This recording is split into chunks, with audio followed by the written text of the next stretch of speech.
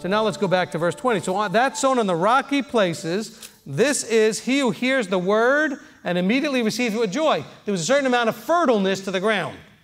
Because, hey, I got excited. I received it with joy. I just, oh, wow, this is awesome stuff, right? He says, yet, verse 21, yet he has no root in himself, but is short-lived. When pressure and persecution arises because of the word, immediately he stumbles. In other words, without root, it doesn't take a whole lot to just derail the whole thing. So think of it as like somebody that gets shown this, and some of you did this and got derailed and then came back. But as soon as you learned about all this stuff, as soon as you got excited about all this stuff, you went and told all your friends about it. And they, of course, your friends were very excited to hear it. And your family members. And so when they blew you, like huffed and puffed and blew you over, if your roots weren't there because you were so new, what happened? Some of you got blasted out for a while. Some of you have friends that got blasted out when you met them and they got excited because you know those people. Oh, man, you think, oh, I finally got a friend that gets it because they got so excited, but then they went home and talked to their family and their friends, and then you're never going to hear about it again. You know, I can't tell you how many times somebody's come to me after service and said, oh, Rabbi, this is what I've always been looking for. This is the greatest thing. I'm so excited. And I look at my wife and said, they're never coming back. Gone. Because she'll say, oh, by the way, did you meet that new couple? I said, yes, I did. She goes, what do you think? I said, they're not coming back. She goes, what do you mean? I said, they're in this category. I could just see there's no root. They're brand new. They're so excited. And they're going to go out and get blown out. Happens all the time. Okay, a lot of you know people like this. You've seen it happen. And so you can see that connection then to the rocky ground.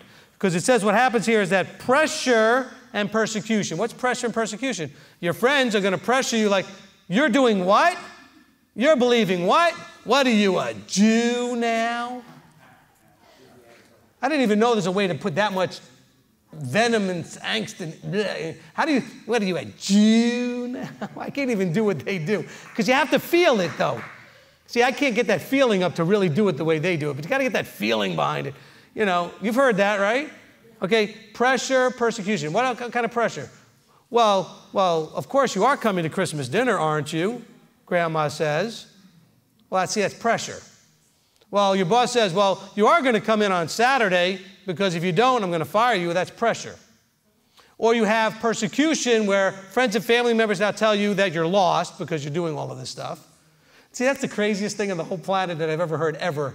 You're lost because you're trying to obey what was said in the Bible. I cannot make that connection. I can't, you know. Okay, so you do know that stuff's in the Old Testament. Yes, I do. Okay, so and I'm trying to do it, so that makes me lost. Yes, you are. Okay. Okay. This is those, you know, when it talks about strong delusion and everything else, this is where the Bible proves itself true. I mean, you can't get this is like crazy talk. It makes no sense. I mean, I can understand why they don't want to do it, and I can understand why they've been convinced not to do it, but to tell me I'm lost because I'm doing it, that's like totally insane. It just makes no sense. Okay.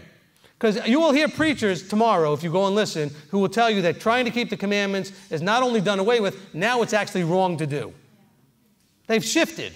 It used to be just, well, it was nailed to the cross and it's done away with and all that blah, blah, blah. All right. Now they've shifted to it's actually wrong. And they'll tell you that you're making a mockery of Messiah by doing it. No, you make a mockery by not doing it. Why did he die? Because we sinned. Okay, so now that he's resurrected, he gave you freedom to sin? Because he died because you didn't sin. Well, what's the definition of sin? Sin is a transgression of the law. Okay, so this is not rocket science. But what it does is it proves you have to be given the eyes to see and the ears to hear, or you're speaking Martian to them. They can't get it. There's no way.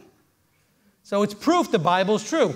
Don't mock them. Don't make fun of them. Just realize they can't or they won't. And there's nothing you could do about it. That's in his hands. That's out of your hands. If they can't or they won't, it's not your job to try to punch through it. He'll make the punching through if he needs to. If he desires them, he'll put them through life changes and life circumstances that'll wake them up if he wants to.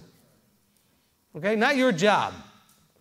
Let's have compassion and mercy, knowing they're in a place where they can't or won't because they've got issues. By the way, so did you. Most of you did not just, like, as soon as you heard this, go, awesome! Most of you resisted it for you know how many years. You didn't just, like, jump for joy like you just found, like, the keys to the candy store as a kid or something. You were like, oh, I don't know, okay, I mean, you were reluctant, you hesitated, you had your issues. And so realize that they're in that same place until they're given eyes to see and ears to hear. Okay? Now, and by the way, that's what it talks about, ask, seek, and knock. Once you're given the eyes to see and ears to hear and a heart to understand, then you will ask, seek, and knock. So when they're ready, they'll ask you. You don't have to chase them down. If they don't ask you, they're going to ask somebody. Because they're going to know they need to find something that they don't have. They're missing something, something's wrong in their life, and they need an answer. Now they're going to seek and knock. Now, until then, they think they've arrived. As long as they feel like they've arrived, you can do nothing. You can do nothing. So leave them alone. We got a couple of INFOCUS and stuff that said, leave them alone. So let's just leave them alone. Continuing. So now we're up to the verse 22. Oh, by the way, let me just continue in verse 21. The very beginning says he has no root in himself. Some of that means some of you, the only reason you do this stuff is because other people have the root and they're kind of moving you and motivating you and forcing you to do it. It's not really in you to do it. Mama's making you do it, husband's making you do it, wife's making you do it, children are making you do it. Somebody else is making you do it. It says they have no root in themselves. What's a root in yourself? Meaning, I believe this is right, I embrace it, it's part of me. You know what? You guys, that's what he says here about possessing. Whoever possesses has a root in himself. Connect that dot. If you possess, then you have the root in yourself. If you don't possess, then you're getting it from someone else who possesses. Now you're doing it sort of third party and sort of vicariously. Then it's easy to blow you out. So I'm glad I didn't jump away from this verse, so we kind of covered that. So understand that you want to make sure that you have a root in yourself. That means you have chosen and sold out and bought in and given, died to self and everything, that you are all in. That's the root in yourself. You're not still kind of keeping a little foot out there and big toe and whatever, just in case I need to go back over there. No, either you're in or you're out. There's no part way. Part way is out. 99% is still out. Okay? It's either in or out. In is all. Everything else, no matter what the percentage, is still out.